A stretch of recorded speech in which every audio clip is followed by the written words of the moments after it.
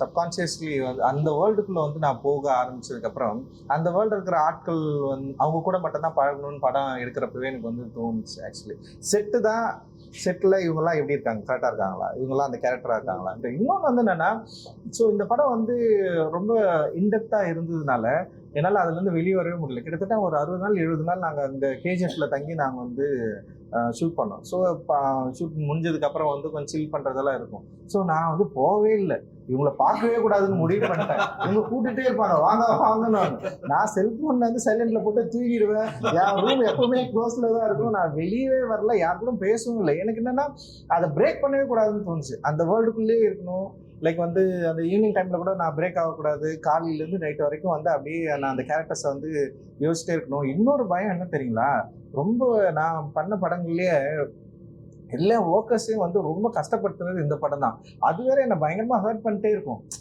ஒரு திடீர்னு ஷூட் பண்ணுறதுக்கிறப்ப நான் வந்து ரொம்ப கஷ்டப்பட்டு இந்த டைரக்ஷனே வேணாண்டா அப்படின்ற மாதிரி எனக்கு ஒரு டைம் தோணுச்சு. எனக்கு நம்ம ஏன் இப்படி படம் பண்ணிருக்கிறோம், டைரக்டர் வேலையே வேணாம். 2 இதில் தோணும். ஒன்று வந்து நான் நினச்சதை எடுக்க முடியலன்னா எனக்கு தோணும், அப்புறம் நம்ம ஏன் இது பண்ணிருக்கிறோம், தேவையில்லை இந்த வேலைன்னு சொல்லிட்டு நான் போயிட்டு சும்மா தனியாக நின்றுருப்பேன். அப்புறம் என்னை வந்து கொஞ்சம் கன்வின்ஸ் பண்ணிட்டு சரி வா நம்மளால எடுக்க முடியும்னு சொல்லிட்டு நான் வந்துடுவேன். அது யாருக்குமே தெரியாதுன்னு வச்சுங்களா, அது எனக்கு மட்டும் தான் தெரியும். இன்னொன்று என்ன பண்ணணும்னா வந்து நம்ம இவங்களை ரொம்ப கஷ்டப்படுத்துகிறோம், நமக்காக நம்ம எழுதுனதுக்காக வந்து ஏன் இவங்களை இவ்வளோ கொடுமைப்படுத்திட்டு இருக்கிறோம்னு சொல்லிட்டு அது வேற என்ன பயங்கரமாக ஹர்ட் ஆச்சு. நிறைய பேருக்கு அடிப்படும்.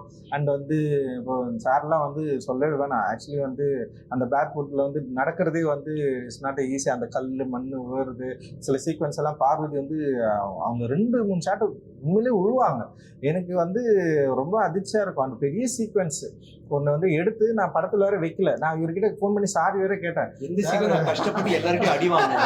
நல்லா அதுவும் எப்படி சொல்றாரு வந்துட்டு சார் ப்ராக்டிஸ் பண்ணுவீங்க பண்ணியாச்சு இல்லை கொஞ்சம் அப்படின்னா என்னன்னா நான் அவங்ககிட்ட போய் நீ அடி எல்லாரும் அடிச்சாங்க. இப்போ அந்த சீன் மட்டும் மாளவிகா அண்ட் பார்வதி அந்த எல்லாமே பயங்கரமா பண்ணிருப்பாங்க அந்த சீக்வன்ஸ்ல. எனக்கு என்னன்னா பார்வதிக்கு இவங்க மாளவிகாக்கு அடிப்படும், பார்வதிக்கு அடிப்படும், இவருக்கு அடிப்படும், அண்ட் வந்து இவரு பசுபதிசாருக்கு அடிப்படும், எல்லாருக்குமே அந்த அசோகன் இவன் அரி அர்சான் எல்லாருமே வந்து அப்புறம் வந்து பேக்ரவுண்ட் ஆர்டிஸ்ட் இருக்காங்களா எல்லாமே செம சூப்பரா நடிப்பாங்க. சும்மா அப்படி விழுந்தா உண்மையிலே விழுவாங்க. லைக் வந்து ஒரு மேலேருந்து அப்படி வந்து கல் வந்து ஊழணுன்னா வந்து அது வந்து எவ்வளோ ரியலாக பண்ண முடியுமோ அவ்வளோ பண்ணுவாங்க. அவ்வளோ பசங்க அவ்வளோ பொண்ணுங்க பயங்கர ஹார்ட் ஒர்க்கு. எனக்கு இவ்வளோ ஒர்க் பண்ணுறாங்கல்ல, இது வந்து எனக்கு வந்து ரொம்ப மன உளைச்சல் கொடுத்துச்சு. என்னடா இது இவ்வளோ கஷ்டப்படுறாங்க, இவ்வளோ ஒர்க் பண்ணுறாங்க, இதை கரெக்டாக எடுக்கணும், நம்ம இதை மிஸ் பண்ணுறக்கூடாதுன்னு சொல்லிட்டு ஒரு பயம் இருந்துகிட்டே இருந்தது. ஸோ அது இப்போ வரைக்கும் இருக்குதுன்னு வச்சுங்களேன். ரிசல்ட்டும் வந்து நல்லபடியாக வரணும், இவங்களுக்கு நல்ல ரிசல்ட்ஸ் தரணும்னு சொல்லிட்டு நான் இப்போ வரைக்கும் ஏங்கிட்டு இருக்கேன். நான் அதுதான் என்னுடைய பயமே.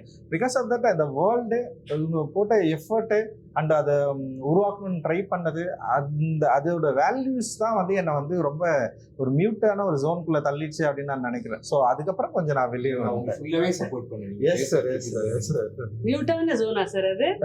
நல்ல கியூட்டான ஜோன்ல ஷார்ட்ஸ் போட்டு டி-ஷர்ட் போட்டு மியூட்டான ஜோன்ல இருக்கு. அது வந்து நான் என்னோட அப்பியரன்ஸ் தானே, அது ஒன்றும் பண்ண முடியாது. ஒரு டைரக்டர்னா வந்து எல்லாரும் கோமத்துல இருந்து இவருக்கு அப்படி தனி பேண்ட் ஷர்ட் போட்டு வா அப்படின்னு.